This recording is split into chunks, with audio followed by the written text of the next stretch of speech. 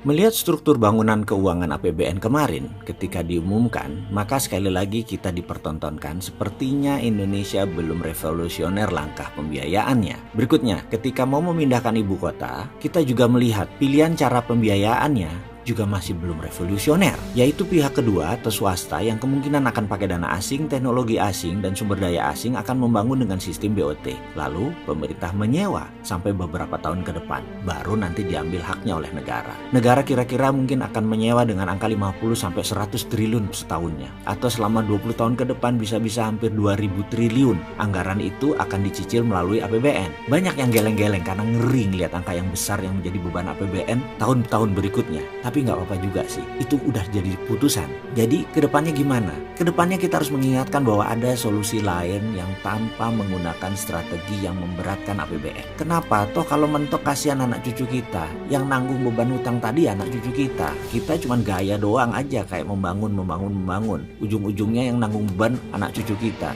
Tapi tenang, kita tetap bantu. Kita bantunya bagaimana? Walaupun sudah berkali-kali diungkapkan dengan berbagai cara, tetap aja solusi kita bukan menjadi solusi pilihan. Tapi nggak apa, namanya juga cinta tanah air. Tetap kita memberikan solusi. Kita lihat sejarah sebentar. Di tahun 1964, mata dunia terbelalak sewaktu Tokyo menyelenggarakan Olimpiade. Bisa dikatakan semua sarana modern terbaik di zaman yang ada di Tokyo, ada di Jepang untuk Olimpiade tersebut. Apa yang membuat banyak negara dan banyak orang terkejut? Karena Jepang itu rata tanah kalah Perang Dunia Kedua.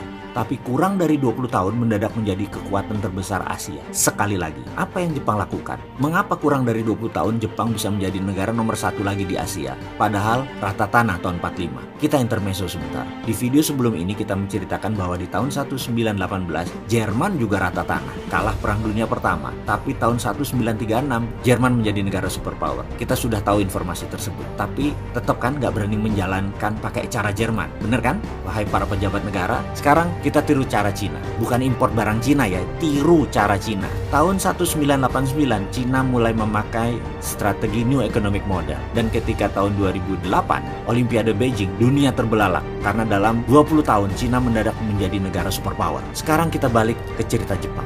Tahun 45 rata tanah, tahun 64 Toto menjadi kekuatan ekonomi, dan puncaknya 30 tahun setelah itu, Jepang tak tertahankan hingga tahun 90-an. Yang kita tahu saat ini adalah Cina yang mulai mengepakkan sayapnya, menyusul Jepang. Tapi sekali lagi, apa yang mereka pakai? Rumusnya udah dikasih tahu sebelumnya. Tapi kita balik tanya lagi, Jerman pakai apa? Cina pakai apa? Jepang pakai apa? Saya ingatkan sekali lagi, mereka bukan pakai cara yang IMF sarankan. Mereka bukan pakai cara IMF. Pakai apa Jepang itu?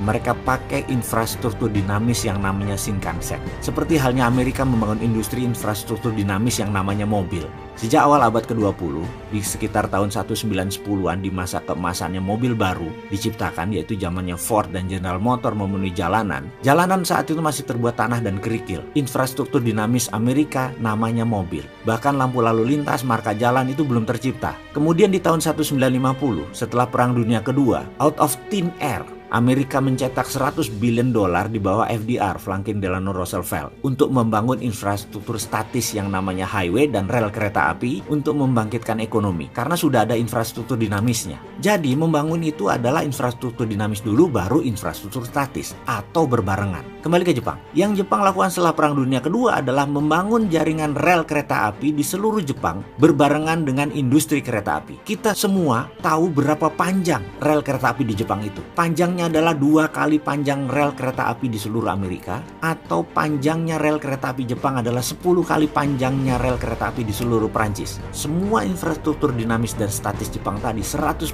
adalah produk buatan anak negeri Jepang. Mesinnya, teknologinya, bahan bakunya, lalu uangnya cetak dari thin air. Jepang bukan bangun rel kereta api yang isinya barang impor, bukan membangun jalan tol yang mobilnya impor. Demikian juga Amerika, demikian juga Cina. Mereka membangun infrastruktur tersebut, isinya adalah barang lokal mereka, create produk lokal mereka. Kalau kita membangun infrastruktur statis tapi isinya barang impor, artinya kita membangun infrastruktur negara orang. Jangan gitulah ya. Jadi Indonesia tuh niru yang mana? Fisiknya benar membangun, tetapi social cost accountingnya nggak dihitung. Jadi isinya infrastruktur statisnya ya infrastruktur dinamis milik negara orang lain. Bensinnya impor, mobilnya impor, ngangkuti barang impor. Lah ini namanya membangun infrastruktur GBHN negara lain.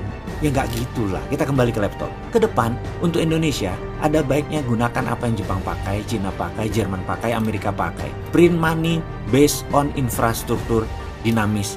Dan proyek tersebut harus 12 lapis.